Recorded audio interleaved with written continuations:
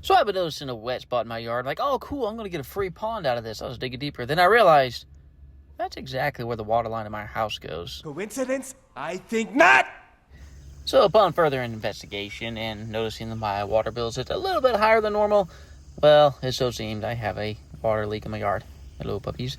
They have come to help dig. And so what do? I dig a hole. And I dig till I find the pipe. Now I can kind of see a slight indentation. Aren't those puppies just the cutest? A slight indentation in my yard.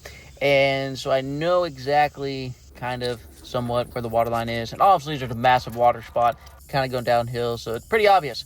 Start at the top, start digging and work my way down. And I will find exactly where this leak is. Now, after digging for a while, I was able to find exactly where that leak was, and it just so happens to be right at a glue joint. And there it is, spraying out. Now that I've located a leak, the next thing I've got to do is I have to actually go turn off the water. Now, it just so happens I have a 2-inch PVC ball valve that is almost 3 feet in the ground, and my arms are not 3 feet long. Shocker. So what I got to create here is what I like to call a makeshift PVC key, where I just cut 2 notches in, the way I can shove this 3-foot, 3-inch PVC down into this hole right there on that ball valve, and I can make my own little homemade key, throw it down in there, save me like $100 from buying something that's useless. Throw it on there just like that, nothing fancy, just fits right around the notches there.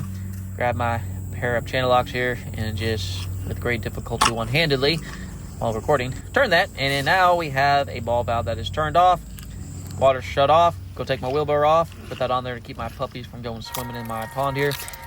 And all I have to do is just get all this nasty water out and all the water that's been seeping in for months into the ground here.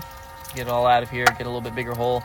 I need a big enough hole I can move the pipe just enough so I can get these slip couplings on, and also enough I can get it deeper than the pipe, get all the mud, get all the water out, so I have a clean pipe to work with. Ah, there she is. Get that Sawzall, cut that pipe out, get all that pressure off of there, and get all that water drained out of the pipe. Come back just a few moments later where all the water is drained and the hole's clean. And there it is. Ah, yes. All I need now is to clean that up. Try to do as much priming and gluing as I can out of the hole because primer and glue, those fumes like to stay in the hole and not come out of the hole. So you're bent over in a hole and you start smelling all the fumes. It's quite simple to get high as a kite in a hole. So try to do as much primer as you can out of the hole, but obviously the pipe's in the hole, so you gotta primer the pipe in the hole. Put a little extra primer on there. Want to make sure it's nice and clean. Throw that slip coupling on there. Push it all the way through. And I can go ahead and glue one side of it. Once I got this on here, get a little bit of better angle here because our camera kept falling over.